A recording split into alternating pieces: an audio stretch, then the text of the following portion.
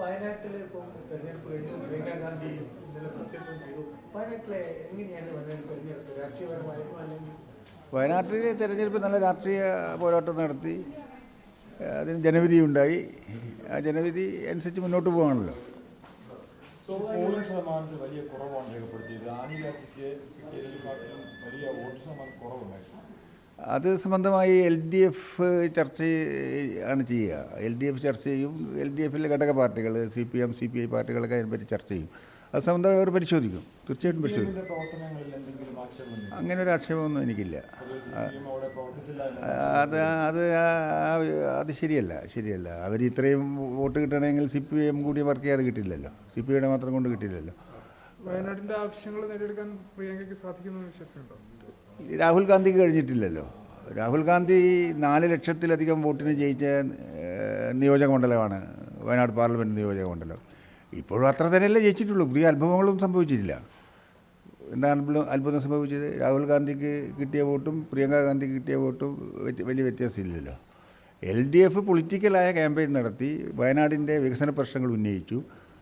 അതിനെ അത്രയൊരു സമീപനമല്ല കോൺഗ്രസ് നേതൃത്വം സ്വീകരിച്ചത്, പ്രിയങ്ക ഗാന്ധി സ്വീകരിച്ചത്. അവർ പൊളിറ്റിക്കൽ രാഷ്ട്രീയ പ്രശ്നങ്ങളോ അതുപോലെ തന്നെ വയനാടിൻ്റെ വികസന പ്രശ്നങ്ങളോ ഒന്നും ഉന്നയിച്ചില്ല. LDF അതാണ് ക്യാമ്പയിൻ ചെയ്തത്, ജനങ്ങളുടെ മുമ്പിൽ ഉന്നയിച്ചത്. പക്ഷേ അവരതിനെ ഡൈവേർട്ട് ചെയ്ത് കൊണ്ടുപോയി സെൻസിറ്റീവായി വികാരപരമായ തലങ്ങളിലേക്ക്. കാരണം ജനകീയ പ്രശ്നങ്ങളിലും രാഷ്ട്രീയ പ്രശ്നങ്ങളിലും ഊന്നി നിന്നുകൊണ്ട് തെരഞ്ഞെടുപ്പ് പ്രചരണം നടത്തിയാൽ അത് ഗുണകരമല്ല എന്ന് മനസ്സിലാക്കിക്കൊണ്ട് ഡൈവേർട്ട് ചെയ്തു. രാഹുൽ ഗാന്ധി തെരഞ്ഞെടുപ്പിൽ മത്സരിച്ച സന്ദർഭത്തേക്കാൾ കൂടുതൽ ശക്തമായിട്ട് പ്രിയങ്ക ഗാന്ധിയെ ഒരു പ്രതീകമായി ഉയർത്തി, രക്തസാക്ഷിത്വത്തിൻ്റെ പ്രതീകമായി ഉയർത്തി. രാജീവ് ഗാന്ധിയുടെ വിഷയങ്ങൾ, ഇന്ദിരാഗാന്ധിയുടെ വിഷയങ്ങൾ, ആ ഫാമിലിയുടെ ട്രഡീഷൻ, അനാഥയായ അവസ്ഥ എന്ന രീതിയിൽ ഹൗസ് ടു ഹൗസ് ക്യാമ്പയിൻ നടത്തി ജനങ്ങളെ തെറ്റിദ്ധരിപ്പിക്കുന്നതിന് വേണ്ടി, ജനങ്ങളിൽ ക്യാമ്പയിൻ നടത്തുന്നതിന് വേണ്ടി വലിയ പരിശ്രമം നടത്തിയത്.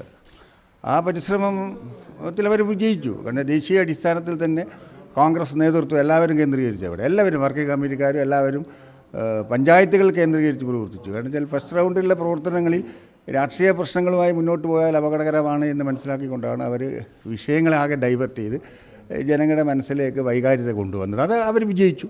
ആ വിജയിച്ചതിൻ്റെ റിസൾട്ടാണ് ഈ തെരഞ്ഞെടുപ്പിൽ കണ്ടിട്ടുള്ളത്. CPM-ന്റെ പങ്കാളിത്തം പറഞ്ഞല്ലോ. CPM പ്രവർത്തകരാകെ സമ്മേളനങ്ങളുടെ തിരക്കിലായിരുന്നു എന്നതാണ് പൊതുവിൽ നമ്മൾ കണ്ടത്. അപ്പോൾ ആ ഒരു സമ്മേളന കാലമായതിനാൽ കൂടുതൽ ശ്രദ്ധ തെരഞ്ഞെടുപ്പ് പ്രവർത്തനങ്ങൾ വന്നില്ല എന്നത് ശരിയായ ആക്ഷേപമല്ലേ? അത് ശരിയാണെന്ന് എനിക്ക് തോന്നുന്നില്ല. കാര്യം എന്താ വെച്ചാൽ ഇത്രയും വോട്ട് കിട്ടിയ എങ്ങനെയാണ്? CPIയുടെ മാത്രം വോട്ടല്ലല്ലോ, വോട്ട് കുറഞ്ഞിട്ടുണ്ട്. അതാ ഞാൻ പറഞ്ഞത് പരിശോധിക്കുന്നുള്ളത്. അത് ബൂത്ത് അടിസ്ഥാനത്തിൽ പരിശോധിക്കും. അത് LDF സാധാരണഗതിയിൽ ചെയ്യുന്നതാണ്. CPI CPM പാർട്ടികൾ ഇലക്ഷൻ കഴിഞ്ഞാൽ അതിൻ്റെ പ്രവർത്തനങ്ങൾ റിവ്യൂ ചെയ്ത് കഴിയുമ്പോഴാണ് അതിൻ്റെ ഡീറ്റെയിൽസ് മനസ്സിലാക്കുക. ആ സമയത്ത് ആ പാർട്ടികളെ സംബന്ധമായി വിലയിരുത്തും. രാജ്യസഭാ അംഗം P. സന്തോഷ് കുമാർ ഇന്നലെ മീഡിയയോട് പറയുകയുണ്ടായി, ഈ മധ്യനിര നേതാക്കന്മാരുടെ ഇടയിൽ പോലും ഈ ഒരു വലിയ പ്രവർത്തനം ഉണ്ടായില്ല, വോട്ടർമാരെ മുഴുവനായിട്ട് പോളിംഗ് ബൂത്തിലേക്ക് എത്തിക്കാനായില്ല എന്നതാണ് അദ്ദേഹം. ഇതൊക്കെ തന്നെ LDF എല്ലാം വിശദമായി ചർച്ച ചെയ്യും. LDF വിവിധ തലങ്ങളിൽ LDFിൻ്റെ തെരഞ്ഞെടുപ്പ് കമ്മിറ്റികളുണ്ട്. അതെ, എല്ലാ തലങ്ങളിലും ചുമതലക്കാരുണ്ട്. പാർട്ടിയുടെ ചുമതല സന്തോഷമാണ്. പാർട്ടി വിവിധ തലങ്ങളിൽ അത് ചർച്ച ചെയ്യും. LDFും ചർച്ച ചെയ്യും. ചർച്ച ചെയ്തതിന് ശേഷം ഫൈനലായിട്ട് വോട്ട് കുറയാനുള്ള കാരണത്തെക്കുറിച്ചൊക്കെ നിഗമനത്തിലെത്താൻ കഴിയുള്ളൂ. കോൺഗ്രസിന്റെ കാര്യം പറയുമ്പോൾ കോൺഗ്രസ് മഹാരാഷ്ട്രയിൽ വലിയ തോൽവി ഏറ്റുവാങ്ങി. മഹാരാഷ്ട്രയിൽ പ്രചരണം നടത്തേണ്ട നേതാക്കൾ പോലും വയനാടാണ് ക്യാമ്പ് ചെയ്തതെന്ന് ആക്ഷേപമുണ്ട്. വയനാടിലെ ഇലക്ഷൻ ക്യാമ്പയിനിൽ അവർ വളരെ ജാഗ്രതയോടുകൂടിയാണ് മുന്നോട്ട് പോയത്. കാരണം എന്ന് വെച്ചാൽ ഫസ്റ്റ് റൗണ്ട് കഴിഞ്ഞ് സെക്കൻഡ് റൗണ്ട് തുടങ്ങുന്നത് വരെ അവർ പൊളിറ്റിക്കൽ ക്യാമ്പയിനിൽ നിന്ന് എങ്ങനെ ജനങ്ങളുടെ ശ്രദ്ധ തിരിച്ചുവിടാം. അവർ കാരണം വെച്ചാൽ പൊളിറ്റിക്കൽ ക്യാമ്പയിനുമായി ബന്ധപ്പെട്ട് പോയാൽ വികസന പ്രശ്നങ്ങൾ എന്താണ് രാഹുൽ ഗാന്ധിക്ക് പറയാനുള്ളത്, ഒരു വിഷയവും ചെയ്തില്ലല്ലോ അവിടെ. ഈ വിഷയങ്ങൾ വളരെ ശക്തമായി ഹൈലൈറ്റ് ചെയ്ത് വന്നപ്പോൾ അവർ വളരെ ആസൂത്രിതമായി ആലോചിച്ച് ഈ അജണ്ട മാറ്റണം, തെരഞ്ഞെടുപ്പ് ക്യാമ്പയിൻ്റെ അജണ്ട മാറ്റണം എന്ന് പറഞ്ഞുകൊണ്ട് അവർ വർക്കിംഗ് കമ്മിറ്റി തലത്തിൽ അവരുടെ കോൺഗ്രസിൻ്റെ ഇലക്ഷൻ മാനേജേഴ്സ്, ദേശീയ അടിസ്ഥാനത്തിലെ ഇലക്ഷൻ മാനേജേഴ്സ് എല്ലാം ആലോചിച്ചാണ് ഈ കാര്യങ്ങൾ ചെയ്തത്. അത് അവർ വിജയിച്ചു. അതാണ് ഞാൻ പറയുന്നത്. വൈകാരിക തലം, രാഹുൽ ഗാന്ധി, പ്രിയങ്ക ഗാന്ധി സഹോദരന്മാരുടെ ഇമോഷണലായിട്ട് രാജീവ് ഗാന്ധിയെക്കുറിച്ച് സംസാരിക്കുന്നു. ഇന്ദിരാഗാന്ധിയെക്കുറിച്ച് സംസാരിക്കുന്നു. അതൊക്കെ വൈകാരിക തലമാണല്ലോ ദേശീയ തലത്തിൽ. അത് വീടുകളിൽ എത്തിച്ചു അവർ. അതിനകത്ത് വിജയിച്ചതിൻ്റെ അടിസ്ഥാനത്തിലൊക്കെ വോട്ടിട്ട് അത് എനിക്ക് അത് ഡീറ്റെയിൽ ആയിട്ട് പരിശോധിക്കണം. ഞാൻ എല്ലാറ്റിനും എങ്ങനെ പറയാം. ഞാൻ വയനാട്ടിൻ്റെ കാര്യമാണ് പറഞ്ഞത്. MP ആയിട്ടൊരു കാര്യം നടന്നില്ല. അതുപോലെ പ്രിയങ്കയ്ക്ക് തീരെ കഴിയില്ല എന്നാണ് വികസന പ്രവർത്തനങ്ങൾ. അത് രാഹുൽ ഗാന്ധിന്ന് വ്യത്യസ്തമായിട്ട് എന്തെങ്കിലും ചെയ്യാൻ കഴിയുമെന്ന് അവർ തെളിയിക്കട്ടെ. അന്നേരം നമുക്ക് അതിനെപ്പറ്റി പറയാം. അതിലല്ലേ ഞാനിപ്പോൾ അഡ്വാൻസ് തന്നെ ഇപ്പോൾ MP ആയി തിരഞ്ഞെടുത്തു കഴിഞ്ഞു. അതേ നമ്മൾ അംഗീകരിക്കുകയാണല്ലോ. ജനങ്ങൾ അംഗീകരിച്ചു കഴിഞ്ഞാൽ ഇനി അവർ മെച്ചപ്പെട്ട രീതിയിൽ പ്രവർത്തിക്കാൻ അവർ കഴിയട്ടെ എന്ന് എനിക്ക് പറയാനുള്ളൂ. സത്യം നോക്കി ഇപ്പം വയനാട്ടിൽ കേന്ദ്രീകരിച്ച് പ്രവർത്തിക്കുള്ളൂ. കാരണം അടുത്ത ഒരു തെരഞ്ഞെടുപ്പ് ഞാൻ തിരഞ്ഞെടുപ്പിൽ മത്സരിക്കുന്ന അതിനെ മാത്രം പാർട്ടിയിൽ വന്നതല്ല. ഞാൻ കമ്മ്യൂണിസ്റ്റ് പാർട്ടിയുടെ പ്രോഗ്രാമും ഇന്ത്യൻ റവല്യൂഷനെ കുറിച്ചുള്ള എൻ്റെ സ്വപ്നങ്ങളും പാർട്ടിയുടെ കാഴ്ചപ്പാടിൻ്റെ അടിസ്ഥാനത്തിൽ സ്റ്റുഡൻറ്റ് മൂവ്മെൻറ്റ് മുതൽ വിദ്യാർത്ഥി കാലം മുതൽ ഇതിനകത്ത് വന്ന ആളാണ്. തിരഞ്ഞെടുപ്പിൽ മത്സരിക്കാൻ വന്നതല്ല. തിരഞ്ഞെടുപ്പ് എന്നൊക്കെ പറയുന്നത് എന്നെപ്പോലുള്ള രാഷ്ട്രീയ പ്രവർത്തകന്മാരുടെ പ്രവർത്തന ഘട്ടങ്ങളിൽ ഉണ്ടാകുന്ന ചില സംഭവങ്ങളാണ്. ഞാൻ തീരുമാനിച്ച് തിരഞ്ഞെടുപ്പ് രംഗത്ത് ഇറക്കുകയല്ല. ഞാൻ മത്സരിച്ച എല്ലാ തിരഞ്ഞെടുപ്പിലും ഞാൻ തീരുമാനിച്ചതല്ല, പാർട്ടി തീരുമാനിച്ചിട്ട് മത്സരിക്കുകയാണ്. ഇപ്പോഴും അങ്ങനെയാണ് ഉണ്ടായിട്ടില്ല. പാർട്ടി തീരുമാനിച്ചു, LDF തീരുമാനിച്ചതിൻ്റെ അടിസ്ഥാനത്തിൽ മത്സരിക്കുകയാണ്. തിരഞ്ഞെടുപ്പ് എന്ന് പറയുന്നത് കമ്മ്യൂണിസ്റ്റുകാരെ സംബന്ധിച്ച് പ്രവർത്തനത്തിൻ്റെ ഒരു ചെറിയ ഭാഗമായി മാത്രം കാണുന്ന ഒരാളാണ് ഞാൻ. ഈ വയനാട്ടിൽ ഇപ്പോൾ ഏറ്റവും കൂടുതൽ ഇപ്പോൾ ഒരു പ്രതിസന്ധി നിലനിൽക്കുന്ന സാഹചര്യമാണ് ഉരുൾപൊട്ടൽ ദുരന്തമടക്കം. ആ സമയത്ത് പ്രിയങ്ക ഇപ്പോൾ ഒരാൾക്ക് മുഴുവൻ സമയം മണ്ഡലത്തിൽ ക്യാമ്പ് ചെയ്യാൻ സാധിച്ചേക്കില്ല. അത് മണ്ഡലത്തിന് എത്രത്തോളം? രാഹുൽ ഗാന്ധിക്ക് തീരെ കഴിഞ്ഞിട്ടില്ല. രാഹുൽ ഗാന്ധി പ്രതിപക്ഷ നേതാവാണല്ലോ ഇപ്പോൾ. രാഹുൽ ഗാന്ധി ഒന്നും ചെയ്തിട്ടില്ല. അതിൽ നിന്ന് വ്യത്യസ്തമായി പ്രിയങ്ക ഗാന്ധിക്ക് ചെയ്യാൻ കഴിയുമെന്ന് അവർ തെളിയിക്കട്ടെ. ഞാനിപ്പം തിരഞ്ഞെടുക്കപ്പെട്ട ഒരു പ്രതിനിധിയെക്കുറിച്ച് അവർക്ക് ചെയ്യാൻ പോകുന്നില്ല എന്നിപ്പോൾ ഞാൻ പറയുന്നില്ല.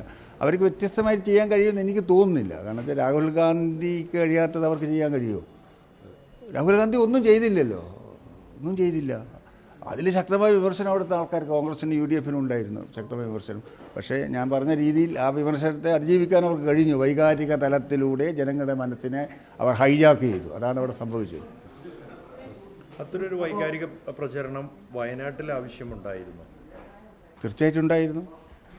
കാര്യം എന്ന് വെച്ചാൽ രാഹുൽ ഗാന്ധി മത്സരിച്ചപ്പോൾ രണ്ടാമത് മത്സരിച്ചപ്പോൾ വോട്ട് കുറഞ്ഞു. 60,000-70,000 വോട്ട് കുറഞ്ഞു. അതെന്താ കുറയാൻ കാര്യം? എന്താ? രാഹുൽ ഗാന്ധിയോടുള്ള അന്നത്തെ വിമർശനം തന്നെയാണ്. ഇപ്പോൾ വീണ്ടും ഇടക്കാല തിരഞ്ഞെടുപ്പ് വരുത്തി വെച്ചാണല്ലോ, ജനങ്ങളെ വഞ്ചിച്ചാണല്ലോ തിരഞ്ഞെടുപ്പ് നടത്തിയത്. മത്സരിക്കുന്ന വിവരം 2 നിയോജക മണ്ഡലങ്ങളിൽ മത്സരിക്കുന്ന കാര്യം സാധാരണഗതിയിൽ തുറന്നു പറയേണ്ടതല്ലേ. ഇന്ന് 2 മണ്ഡലങ്ങളിൽ ഞാൻ മത്സരിക്കുകയാണ്, ഒരു മണ്ഡലം ഞാൻ റിസൈൻ ചെയ്യുമെന്ന് ജനങ്ങളോട് പറഞ്ഞില്ലല്ലോ. വയനാട് തെരഞ്ഞെടുപ്പ് കഴിഞ്ഞതിന് ശേഷമാണ് റായ്ബറയിലെ കാൻഡിഡേറ്റ് സംബന്ധമായ ഒരു തീരുമാനമെടുത്തത്. ഇതൊക്കെ ജനങ്ങളോട് കാണിച്ച വഞ്ചനയാണ്. അതൊക്കെ അവിടെ വളരെ ശക്തമായ ചർച്ചയായതാണ്. ആ ചർച്ചയായ ഘട്ടത്തിലാണ് ഇത്തരം വിഷയങ്ങൾ പൊളിറ്റിക്സും വികസന പ്രശ്നങ്ങളുമായി മുന്നോട്ട് പോകാൻ കഴിയില്ല എന്ന് അവർ തിരിച്ചറിഞ്ഞു. അവരുടെ നേതൃത്വം മനസ്സിലാക്കിയാണ് ഈ തരത്തിൽ ഒരു കാലത്തും ഉണ്ടാകാത്ത തരത്തിൽ വൈകാരിക തലം ഏത് തരത്തിലാണ് കൊണ്ടുവന്ന. ചില പത്രങ്ങളൊക്കെ എന്താ ചെയ്ത് 2-3 ദിവസമായിട്ട് 2-3 പേജ് ഫുള്ളായി കൊടുത്തു. അവിടെ ഫുള്ളായി കൊടുത്തു വൈകാരിക തലത്തിൽ. ഇന്ദിരാഗാന്ധിയെ ഓർമ്മിപ്പിച്ചു, രാജീവ് ഗാന്ധിയെ ഓർമ്മിപ്പിക്കുന്നു, അനാഥരായ കുട്ടികളെക്കുറിച്ചുള്ള പഴയ കഥകൾ ഓർമ്മിപ്പിക്കുന്നു. ഇതൊക്കെ തന്നെ ആ ഒരു വൈകാരിക തലം എന്ന് പറയുന്നത് നമ്മുടെ ഇന്ത്യൻ മനസ്സിനകത്ത് വൈകാരിക തലത്തിന് വലിയൊരു സ്പേസ് ഉണ്ട്. പ്രത്യേകിച്ചും മലയാളി സമൂഹത്തിനും അതുപോലെ തന്നെ സ്പേസ് ഉണ്ട്. ആ സ്പേസിനകത്ത് അവർ കടന്നു വന്നു. അതിൽ നിന്ന് പൊളിറ്റിക്സും വികസന പ്രശ്നങ്ങളും പുറകോട്ട് പോയി. അതിലൂടെ അവർ നല്ല വിജയം ഉണ്ടായി. അവരതിൽ വിജയിച്ചു. അതിൽ അംഗീകരിക്കുകയാണല്ലോ.